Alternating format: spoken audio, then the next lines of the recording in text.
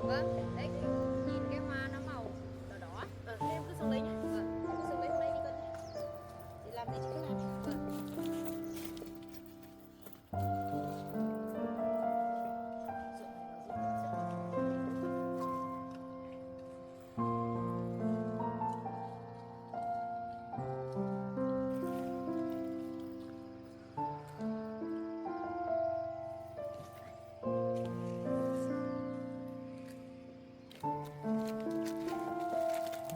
hạt để thắng rồi.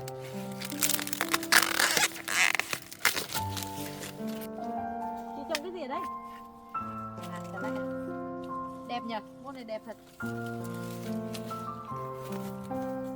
Để cái bao ở đây tí nữa lấy ngô phải đổ vào đây.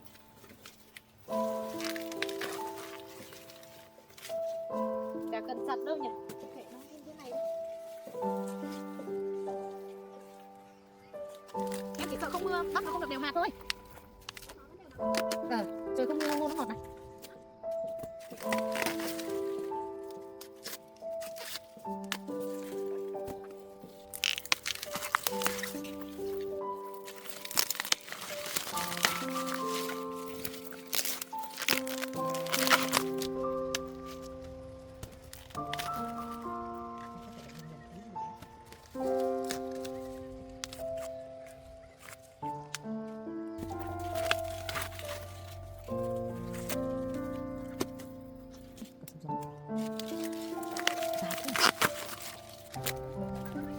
Thì cái thì cứ mang về ngâm thôi.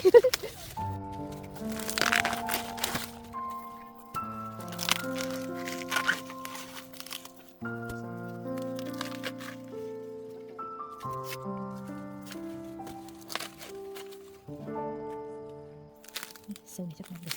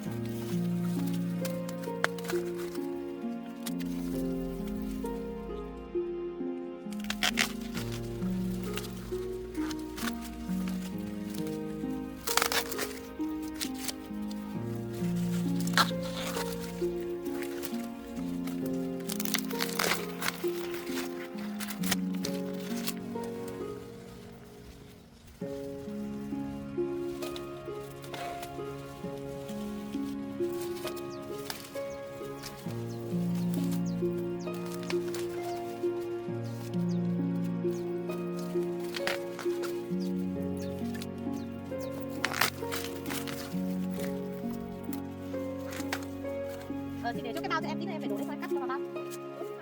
Đó đây, em vứt đây này.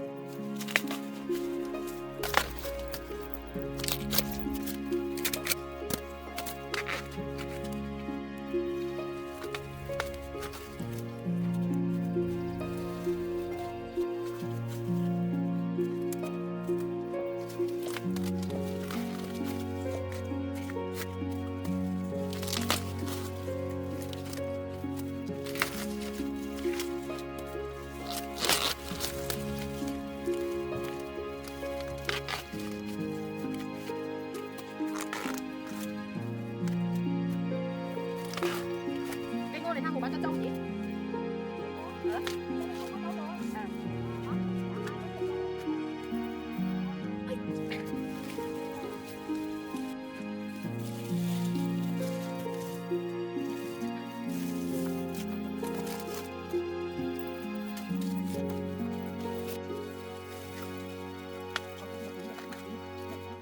À.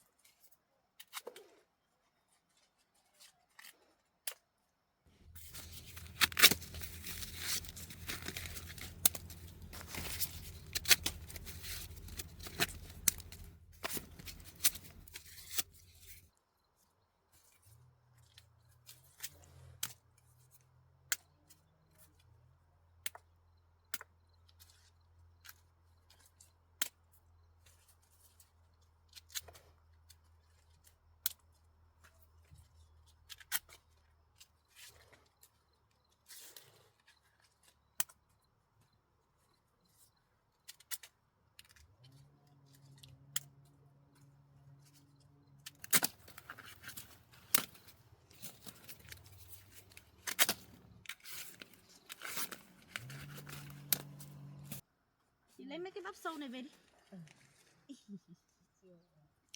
Tí nữa em cứ lấy một ít này. Ăn. Sâu này em sợ nhạt đấy. Không nhạt đâu. Đã qua sâu nhìn nó cũng xấu đi. Tí về nhà cân thì chị cứ đi mượn cân về để đi nhé. Không phải mượn đâu, nhà chị có nhà cân chị rồi. có đây.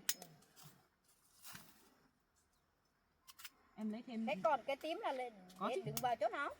Đấy, sao lên đấy. Thế mới bảo tam.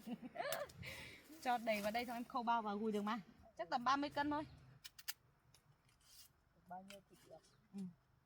Ý là nó nhẹ thôi.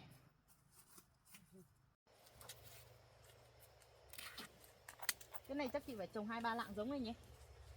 Chỗ này á? Hai lạng làm cái chỗ bên trên này. Cái chỗ này nó một gói nó có nửa lạng thôi. Cái loại tím này nó không phải là đủ 1 lạng. À thế à? Một gói nhưng mà nó chỉ có nửa lạng thôi. À. Nó không phải làm là 1 lạng đâu, đúng vẫn một gói nhưng mà nửa thôi. Nửa lạng. Đây nó được có mấy con thế này một gói.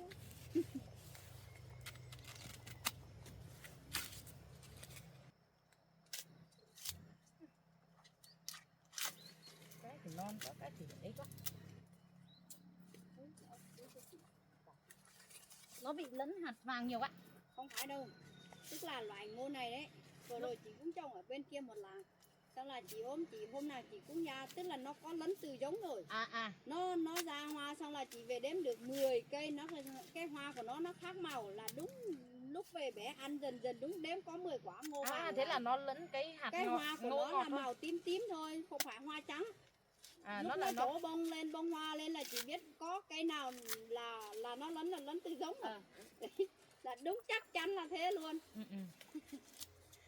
Nhiều người không biết là họ tưởng lẫn ngô tẻ, không phải đâu. Không phải đâu, cái này lẫn từ giống rồi. Hôm vừa rồi chị trồng 2 hàng ở bên kia cơ, không có ngô của ai trồng ở cạnh đâu, nhưng mà một ngay dưới bờ đường ấy xong chị đếm có 10 cây, hoa nó màu thâm hơn, còn cái này là chỗ lên là hoa nó trắng.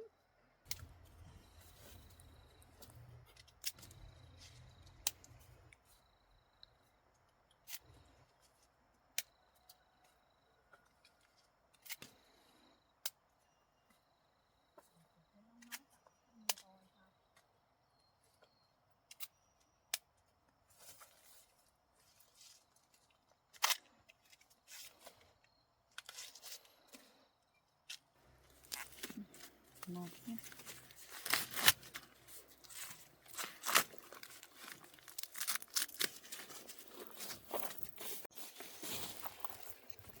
Không biết cái hạt của cái này nó như thế nào, nó có đầy đặn không? Đầy. Nó vẫn bị sâu. Sâu thì vẫn có mà. Sờ trúng đúng quả sâu.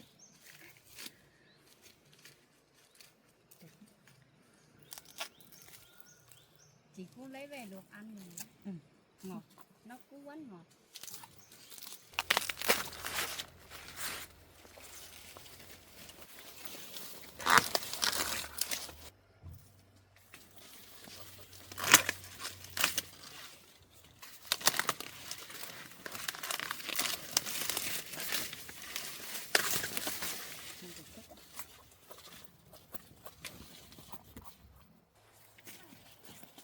Lấy cho em một cái bao đỏ đấy nhá.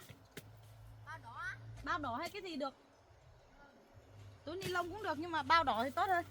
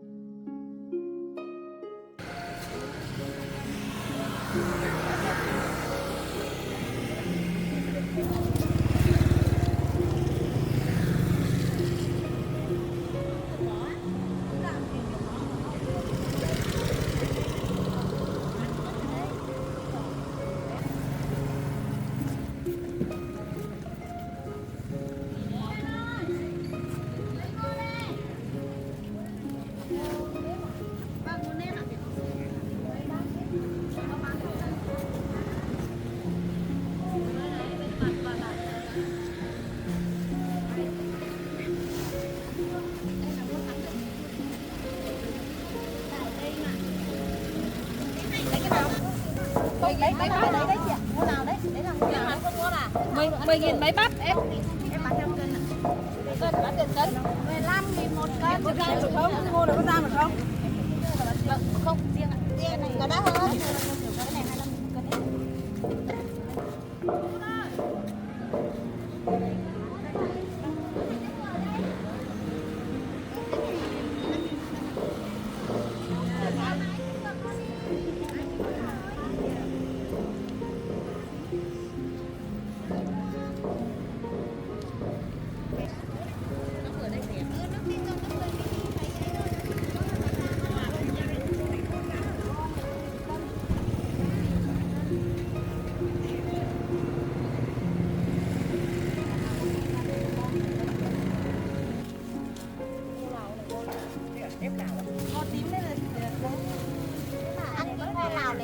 Hơn à? Bán đấy con này, bán cho một quả này. Không bán. Không cả không bán được. Cái này chắc nướng được đấy nhỉ?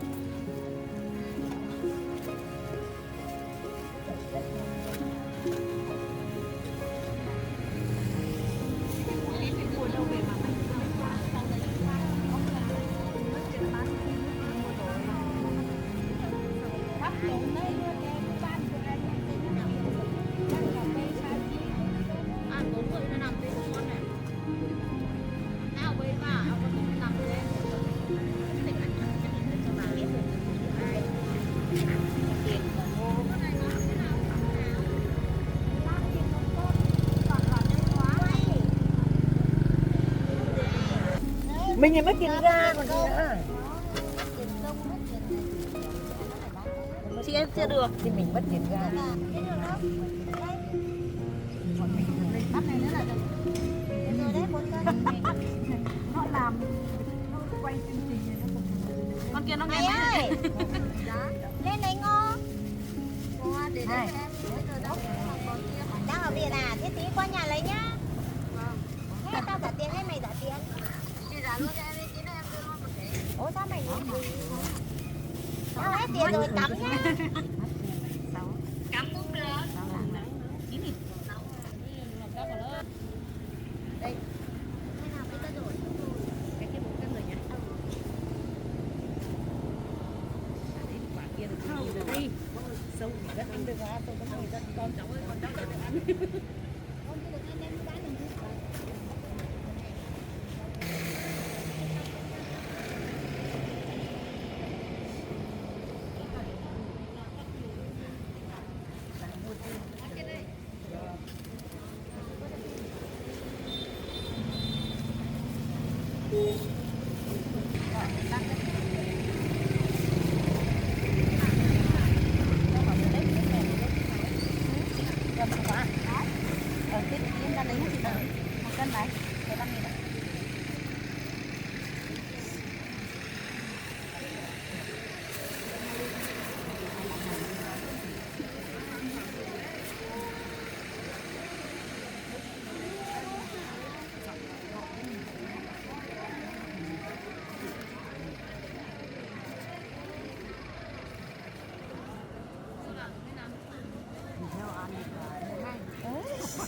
Cháu thích lắm luôn, bây giờ là đây mình đi mua vô để mà mình có khi nó bỏ ra thì nó hơi nhỏ.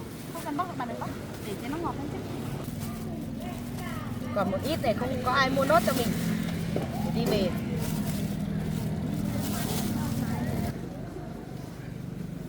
Anh tiền cân như bán cái này 30.000 à? Chưa trời, chưa là mua này kia rồi để về nó ăn đó bà. Xem có quả có hạt đẹp đẹp cho bà nhé. Cái loại ngô này kể cả là nó non nó rất là to. Đấy, xem một quả đây. Chọn đây. Cái này mà 50.000 á. Đây là đây.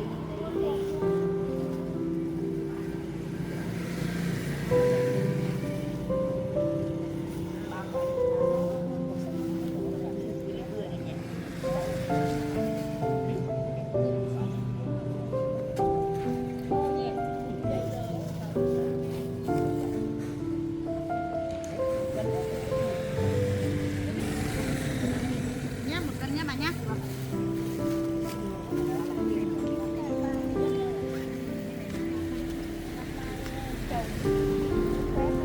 Ai bà bán ở trong mấy bắp ngô nhá. Cho lấy cái túi ngô này mà tao trở lên bảo cũng bán hả?